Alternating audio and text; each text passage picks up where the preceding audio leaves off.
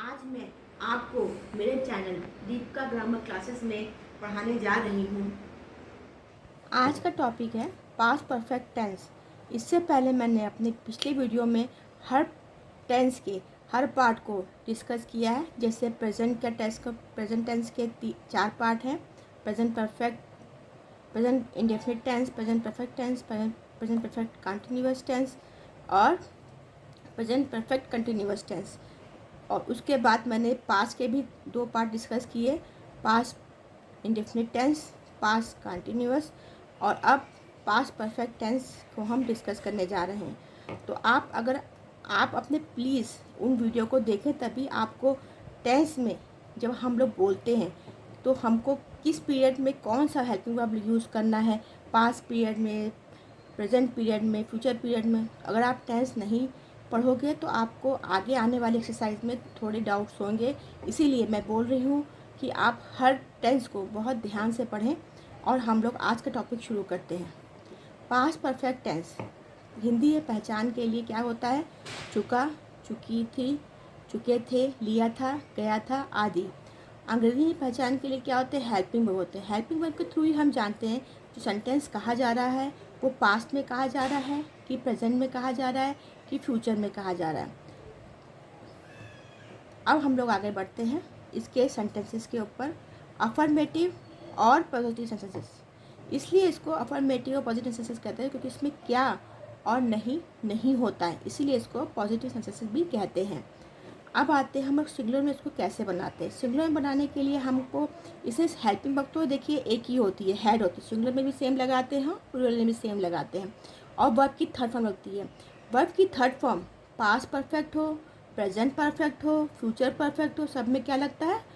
Verb की third form लगती है। लेकिन हेल्पिंग वर्ब चेंज रहते हैं, इसीलिए आपको हर टेंस को ध्यान से पढ़ना पड़ेगा।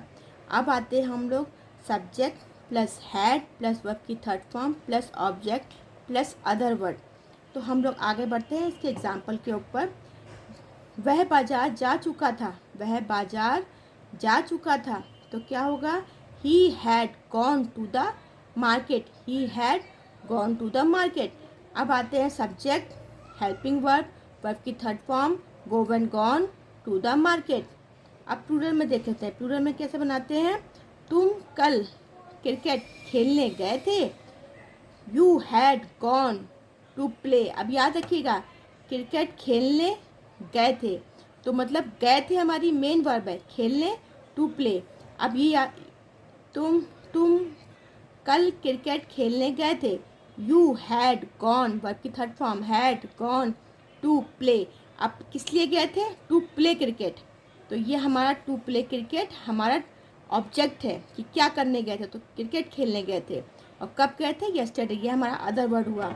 तो हम लोग आ गए, तुम कल क्रिकेट खेलने gone to play cricket yesterday. Okay, अब इसी के नेगेटिव में देख लेते हैं। नेगेटिव में क्या होता है? इसमें क्या लगाते हैं हम लोग? नॉट। क्या लगाते हैं? नॉट। हैड के साथ क्या लगाएंगे? नॉट। बाकी सेंटेंस के जो फॉर्मेशन है वो सेम ही रहेगा। देख लेते हैं। सब्जेक्ट हम देख लेंगे कि सिंगुलर है कि प्लूरल है। प्लस सिंगुलर क्या होते हैं हमारे? ही, शी, इट और किसी का नाम। और प्लूरल क्या होते हैं? आई, वी, यू, दे, ये हमारे होते हैं प्लूरल। अब आते हैं हम लोग subject plus had not plus verb की third form plus object plus other word. याद रखिएगा, चाहे सिंगुलर हो चाहे प्लूरल हो, दोनों में ही हैड नॉट लगेगा नेगेटिव में। इवन जो हमने पॉजिटिव पढ़ा उसमें भी हैड नॉट सिंगुलर प्लूरल दोनों में लगता है। अब आते हैं हम लोग इसी के एग्जाम्पल के ऊपर। तुम कल क्रिकेट खेलने गए थे, तो you had not gone to play cricket yesterday. तुम कल क्रिकेट खेलने नहीं गए थे, you had not gone to play cricket yesterday. Okay, मैं एक ही सेंटेंसेस को आपको तरीके से बना के दिखा रही हूँ ताकि आपको डिफरेंस समझ में आ जाए। यहाँ पर गॉन हैड के बाद नॉट नहीं लगा है तो ये पॉजिटिव हो गया, और यहाँ नॉट लगा है तो इसका मतलब क्या हो गया? नेगेटिव हो गया। अब आते हैं हम इसके इंटरोगेटिव पे। इंटरोगेटिव बनाने के लिए जब क्या शब्द वाक्य के पहले आता है तो हम क्या करते हैं? वो हेल्पिंग वर्ब सब्जेक्ट के बाद जो लग रही है उसको हम आगे कर देते हैं। तो सब क्या बने, कैसे बनेगा? Had plus subject plus verb की third form plus object plus other word. अब ये हमारा क्या हो गया, फॉर्मेशन का तरीका हो गया। अब इसको बना के दिखाते हैं। क्या वह बाजार जा चुके थे? तो had he gone to the market. Had कहाँ लग गया, सब्जेक्ट के बाद जो लग रहा था पॉजिटिव में और नेगेटिव में, वो क्या लग गया, आगे लग गया, क्योंकि ये नेगेटिव नहीं है। अगर ये नेगेटिव होता तो यहाँ क्या होता, यहाँ पर ही के बाद नॉट आता, याद रखिएगा। तो क्या होगा, had he gone to the market.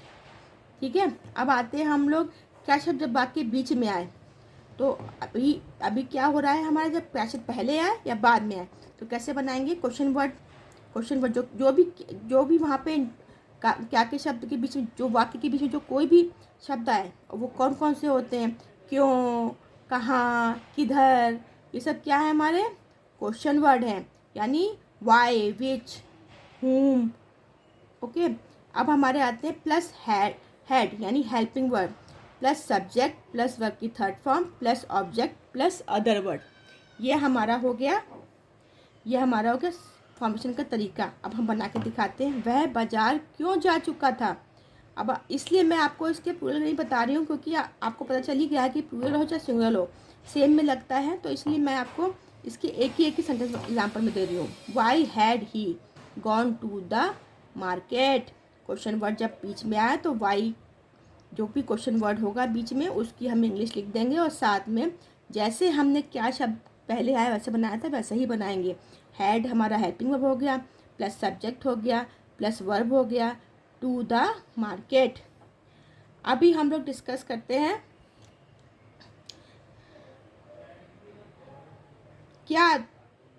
जब क्या शब्द और नहीं शब्द साथ में हो तो क्या करते हैं। तो क्या करते हैं, question word plus had plus subject plus not. याद रखिएगा, जब भी नॉट शब्द आए क्या में, तो सब्जेक्ट के बाद ही नॉट लगेगा, बाकी हेल्पिंग वर्ड और जो क्वेश्चन वर्ड है वो पहले लगेगा। अब आगे आते हैं हम लोग, प्लस वर्ड की third form plus object plus other word. अब एग्जाम्पल देते, तुम कल क्रिकेट खेलने क्यों नहीं गए थे?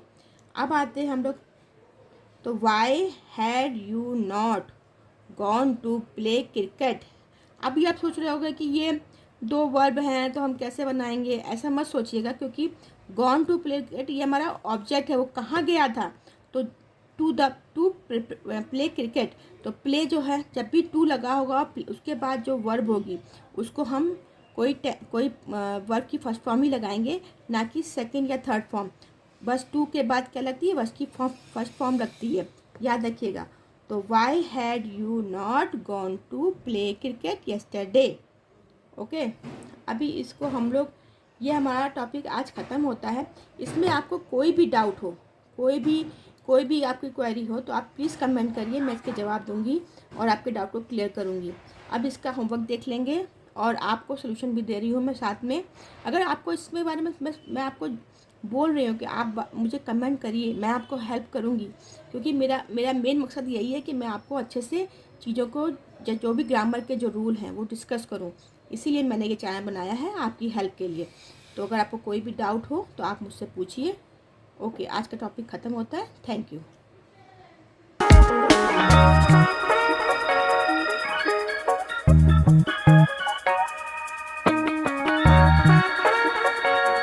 पसंद आया तो आप मेरे चैनल दीपिका ग्रामर क्लासेस को लाइक, शेयर, सब्सक्राइब और बेल आइकन को क्लिक करें। इससे क्या होगा कि आपको मेरे जो भी वीडियो हैं फटाफट मिलेंगे और आपके सारे डाउट्स क्लियर होंगे। अगर आप शेयर करेंगे तो आपको, जो भी आपके दोस्त हैं, उनको भी अच्छी हेल्प मिलेगी। Thank you.